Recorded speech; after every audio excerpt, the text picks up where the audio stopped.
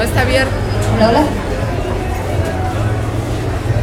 Bueno, si nosotros queremos saber qué es una cactácea o qué es cactácea, que esa es la forma en la que se dice la familia, Cactaceae o cactácea, primero tenemos que fijarnos a ver si la planta tiene una estructura muy especial que se llama areola. En las areolas vamos a encontrar las espinas y a veces las areolas dan origen en una posición diferente a las flores, ¿sale? Ahora, entonces, ¿dónde están las areolas? Por ejemplo, si vemos aquí con la cámara o se acercan un poco, vamos a encontrar que en las plantas hay puntitos blancos sobre el tallo, sobre todo aquí es muy visible, ¿no? No tenemos muchos nopales por aquí, pero todas las cactáceas tienen puntitos blancos, aunque a veces pueden ser amarillos, de donde salen las espinas. Eso es una areola. Y las areolas pueden estar separadas. Puede haber areolas que tienen solo las espinas y puede haber areolas que solo tienen las flores. En este caso, las areolas que tienen espinas o que dan origen a las espinas se llaman areolas espiníferas. Y las areolas que dan origen a las flores se llaman areolas floríferas, ¿no? Entonces eso va a ser muy importante. Pero todavía, si vamos a hablar de evolución de estas plantas, necesitamos explicar de dónde salieron. ¿Ustedes saben de dónde se supone que salieron? ¿De dónde salió la familia Cactaceae? ¿No? ¿Nadie? ¿Nadie? Bueno, por ahí seguramente alguno de ustedes debe ubicar muy bien una planta que se llama verdolaga, ¿no? Nos comemos las verdolagas en salsa verde, con puerco.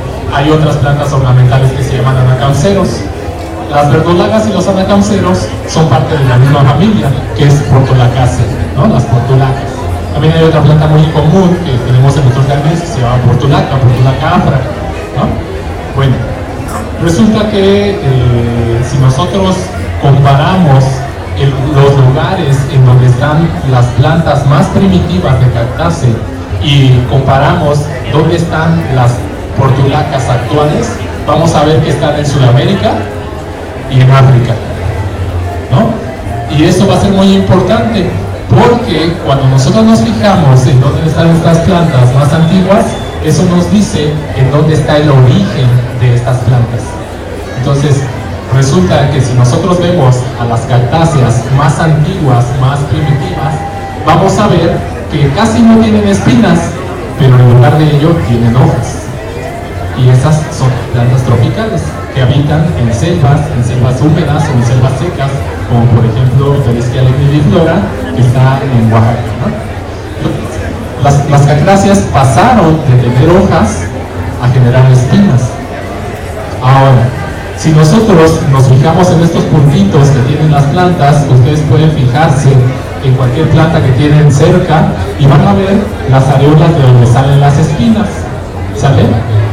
Ahora, fíjense que resulta que con las cactáceas el renunciar a sus hojas significaba cambiarlas por una cosa más, que eran las espinas.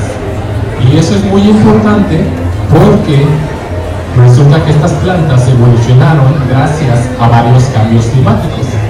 Es decir, en donde habitaban estas plantas había mucha agua, llovía mucho y necesitaban de alguna manera fotosintetizar y lo hacían con las hojas.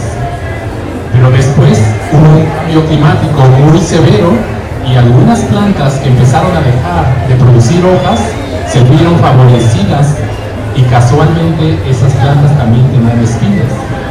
Y todas esas espinas, todas esas hojas se producían en la misma estructura que se llama areola.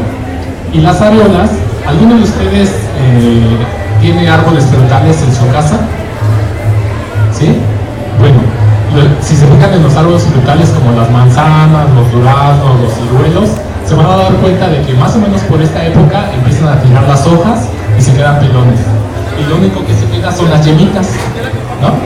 Bueno, esas yemitas de esos árboles frutales son similares a las areolas. Es decir, las areolas son yemas que están protegidas por las espinas, ¿sale? Y esas yemas también se encargan de generar las flores. Entonces resulta que estas plantas accidentalmente fueron seleccionadas porque producían pocas hojas pero sí muchas espinas. Y resulta que con el cambio climático, ese lugar en donde habitaban, que había mucha agua, se fue volviendo seco y más seco y más seco, y las plantas que sobrevivieron fueron las que tuvieron los tallos más gordos y con la capacidad de generar fotosíntesis. Eso se fue puliendo a lo largo de millones de años, y lo que ocurrió fue que las cactáceas más evolucionadas, las que siguieron a las plantas con hojas, fueron favorecidas en lugares más secos. Ahí es donde pudieron evolucionar. Y entonces resulta que las plantas más antiguas de cactáceas siguen generando sus hojas, siguen viviendo en lugares tropicales, pero las más avanzadas siguen adelante con un proceso que se llama especiación, que es el proceso por el cual aparecen nuevas especies en lugares aislados, en lugares en donde las condiciones ambientales seleccionan las características más favorables para las plantas. Ya nos vamos, Yolanda. Entonces vamos a ver que la familia se subdivide en 4 subfamilias. Pteresioideae, que es donde están las plantas más primitivas, las plantas con flores. Oprutioideae, que es donde están los nopales, que todavía producen hojitas, pero que ya viven en lugares más secos. Cactoideae, que vive en lugares mucho más secos, más extremosos.